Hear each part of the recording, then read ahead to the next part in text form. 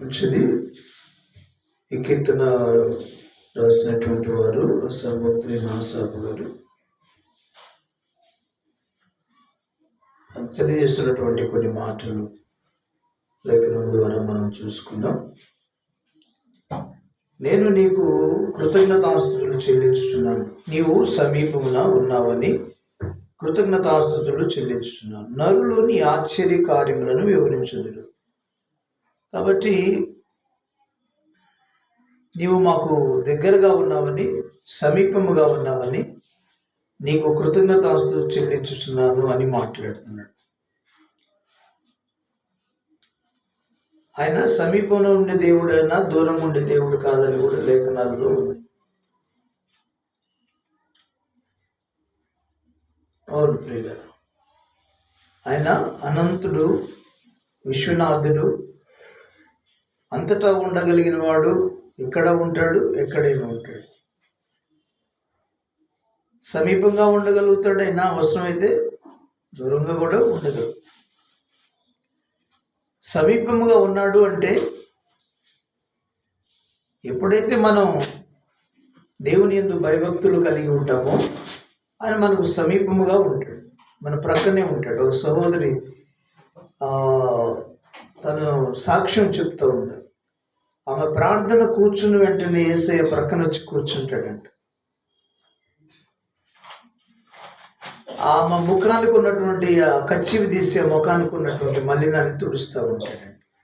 ఆ ప్రార్థన వింటూ ఉంటాడు. అంత సమీపముగా ఉంటాడు.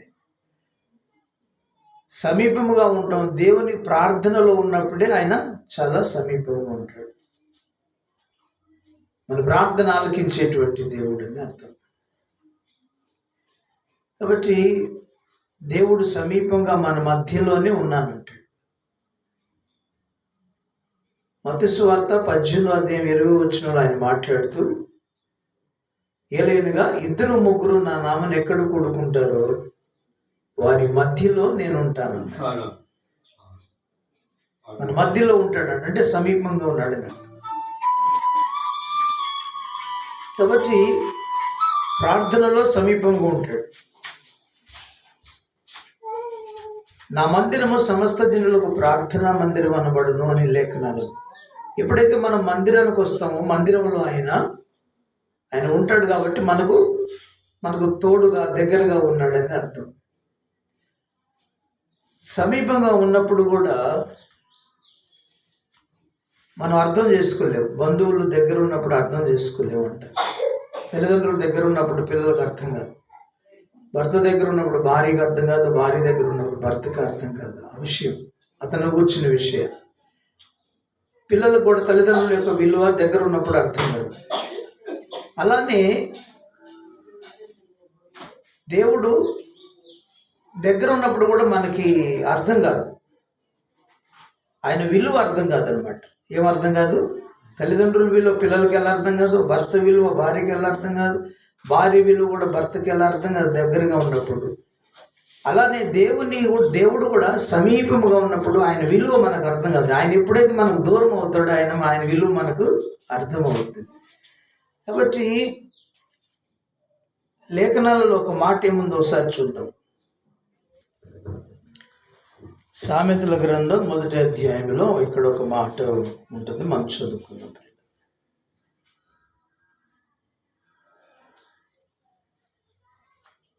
23వ వచనం, నా గద్దింపును విని తిరుగుడి, ఆలకించుడి, నా ఆత్మ మీ మీద కృమ్మరించుదును, నా ఉపదేశం మీకు తెలియపెదను. నేను పిలువగా మీరు వినకపోతుంది, నేను చేయి చాపుగా ఎవరు లక్ష్య పెట్టకపోతే, నేను చెప్పిన బోధ ఏమియో మీరు వినక త్రోసివేసింది, నేను గద్దింపుగా లోబడకపోతుంది. కాబట్టి మీకు అపాయం కలుగునప్పుడు నేను నవ్విదను, మీకు భయం వచ్చినప్పుడు నేను అపహాస్యం చేసేదను. భయము మీ మీదికి తుఫాను వల్ల వచ్చినప్పుడు, సుడిగాలి వచ్చినట్లు మీకు అపాయము కలుగునప్పుడు, మీకు కష్టము దుఃఖమును ప్రాప్తించినప్పుడు నేను అపహాస్యము చేసేదను. అప్పుడు వారు నన్ను గూర్చి మొరపెట్టుదురు కానీ నేను ప్రత్యుత్తరం మీకుందు. నన్ను శ్రద్ధగా వెతుకుదురు కానీ నేను కనపడక ఉన్నాను. దేవునికి మహిమ కలుగును. చూసారా క్రీస్తునందు ప్రియమైన వాళ్ళారా, దేవుడు మనకు సమీపముగా ఉన్నాడు. ఆయన మాట్లాడుతున్నప్పుడు అంట దేవుని స్వరం వినలేకపోతున్నారు. ఆయన సమీపంగా ఉన్నప్పుడు ఆయన చూడలేకపోతున్నారు. ఆయన సమీపంగా ఉన్నప్పుడు ఆయన మాట వినలేకపోతున్నారు. ఏమంటున్నాడు? నా ఆత్మను మీ మీద కుమ్మరిస్తాను అని మాట్లాడుతున్నాడు. ఆలకించండి, నా మాట ఆలకించండి. మీరు ఆలకిస్తే నేను నా ఆత్మను కుమ్మరిస్తాను, నా ఉపదేశం మీకు తెలిపేదని అంటున్నాడు. అర్థమైందా? నీవు నా మాట వింటే, నేను సమీపంగా ఉన్నప్పుడు నా గద్దింపును విని నా మాట వింటే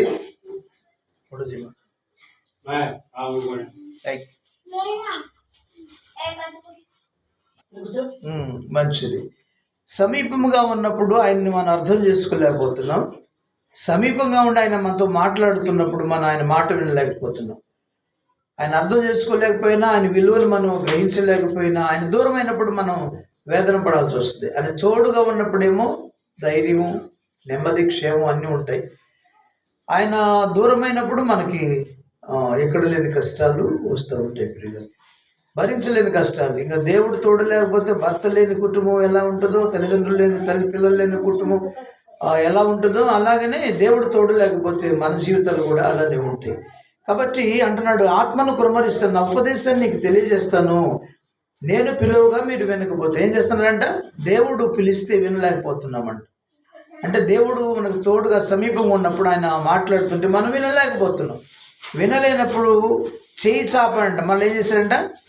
చెయ్యి కూడా తన చెయ్యినిచ్చాడంట. పడిపోతున్న వాళ్ళకి చెయ్యిని ఇస్తున్నాడు రీతిగా.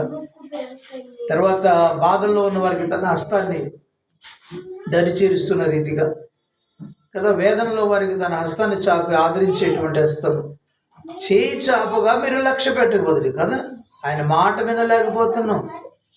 ఆయన చేయి చాపితే ఆయన చేతిని మనం అందుకోలేకపోతున్నాం. చేయి చాపుగా మీరు వినకపోతుంది అంటున్నాడు. లక్ష్య పెట్టకపోతుంది. నేను చెప్పిన బోధ ఏమియో వెనుక మీరు త్రోసివేస్తుంది. ఆయన బోధ చేస్తున్నాడంట, ఉపదేశం చేస్తున్నాడంట, బోధ చేస్తున్నాడంట. కానీ ఆ బోధను ఎవరు? దేవుని బోధ వేరు. బోధలు చాలా రకాల బోధలు ఉన్నాయి ఈ లోకంలో. ప్రియులరా, హిత బోధను సహించలేకపోతున్నారు. దురద చెవులు కలిగి కదా దేవుని వాక్యానికి విరోధమైన బోధలు వింటున్నారు. కానీ వాళ్ళకంటే దురద చెవులు వచ్చినాయంట. దురద చెవులు కలిగి కదా కల్పనా కథల వైపు తిరుగుతున్నారండి. కానీ హితవాక్యాన్ని, హిత బోధను అంగీకరించలేకపోతున్నారు. నమ్మదగిన బోధ, హిత బోధ, దేవుని బోధ, సత్య బోధ మనుషులు వినలేకపోతున్నారు. కల్పనా కథల వైపు తిరుగుతున్నారు. దేవుని మాట, దేవుని బోధను కూడా వినలేకపోతున్నారు. గమనించండి, దేవుని సన్నిధికి వస్తే, దేవుని తోడుగా ఉంటేనేమో ఆయన చూడలేకపోతున్నాం, ఆయన యొక్క విలువను గ్రహించలేకపోతున్నాం. రెండవది, ఆయన మనతో మాట్లాడితే ఆయన మాటను వినలేకపోతున్నాం. ఆయన ఉపదేశం చేస్తే ఆయన ఉపదేశాన్ని వినలేకపోతున్నాం. ఆ తర్వాత ఆయన బోధ, నా బోధ, దేవుని బోధ అంటే వాక్యానుసారమైన బోధ. ఏంటంట? దేవుని బోధ ఏంటంట? వాక్యానుసారంగా, వాక్యమే బోధించాలి. వాక్యానికి విరుద్ధంగా ఏది బోధించకూడదు. కాబట్టి వచనానుసారమైన బోధే దేవుని బోధ. అలా వాక్యానుసారమైన బోధ కలిగి ఉండాలంటున్నాడు. కాబట్టి నా బోధ నేను చేయక మీరు వినలేదు. నేను చేయి చాపగా మీరు లక్ష్య పెట్టలేకపోయారు. నేను గద్దింపుగా లోపడలేకపోయాను. ఏంటంటే నేను గద్దింపుగా మీరు లోపడలేదు. ఎన్ని చేస్తున్నారు ప్రజలు. దేవుడు సమీపముగా ఉంటే ఆయనను గ్రహించలేకపోతున్నారు. ఆయన విలువను అర్థం చేసుకోలేకపోతున్నారు. ఆయన మాట్లాడితే వినలేకపోతున్నారు. ఆయన ఉపదేశం చేస్తే వినలేకపోతున్నారు. ఆయన బోధ చేస్తే వినలేకపోతున్నారు. ఆయన గద్దిస్తే తిరుగుబాటు చేస్తున్నారు. ఆయన చేయి చాపగా చేయి అందించలేకపోతున్నారు. ఆయన మంచి బోధ చేయగా ఆ బోధను వినలేకపోతున్నారంట. గద్దింపుగా లోపడలేకపోతున్నారు. దేవుడు గద్దిస్తే మనుషుడు ధన్యుడంట. దేవుడు గద్దించు మనుషుడు ధన్యుడని లేఖనం ఉంది. గద్దింపు అంట జ్ఞానాన్ని కలుగు చేస్తారు దేవుని లేఖనం. కాబట్టి గద్దించే వారిని మనం వారి మాట వినాలి, కానీ దువే వారి మాట వినకూడదు. దేవునికి స్తోత్రం చెప్తాం. హల్లెలూయా. కాబట్టి గద్దింపు ఉపదేశాన్ని మనకు కలుగు చేస్తుంది. గద్దింపు మనకి జ్ఞానాన్ని కలుగు చేస్తుంది. లోబడితే మనము దీవించబడుతుంది. దేవుడు గద్దించినప్పుడు మనం వినాలి. సరికాదు, క్రమశిక్షణ కలిగి ఉండాలని గద్దించినప్పుడు మనం వింటే దీవించబడతాం.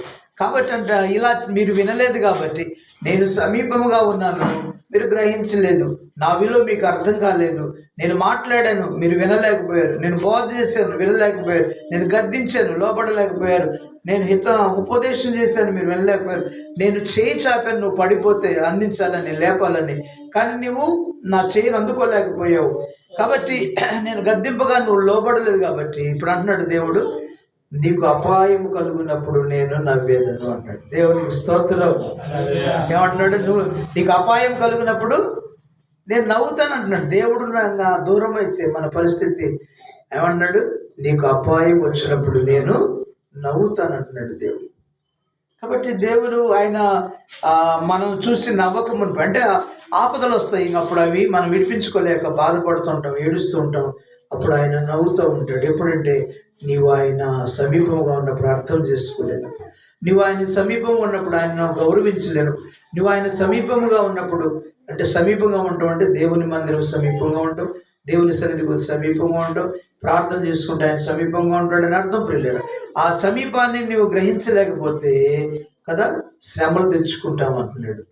నేను గద్దించినప్పుడు నువ్వు వినకపోయినా, నేను చేయి చాపుగా నా లక్ష్య పెట్టకపోయినా, నా ఉపదేశం నువ్వు పిలువుగా నువ్వు వినకపోతే, ఆయన పిలిచినప్పుడు వినాలంట, పిలిచినప్పుడు వినాలి, గద్దించినప్పుడు లోబడాలి, ఆయన చేయి చాపుగా లక్ష్య పెట్టాలి.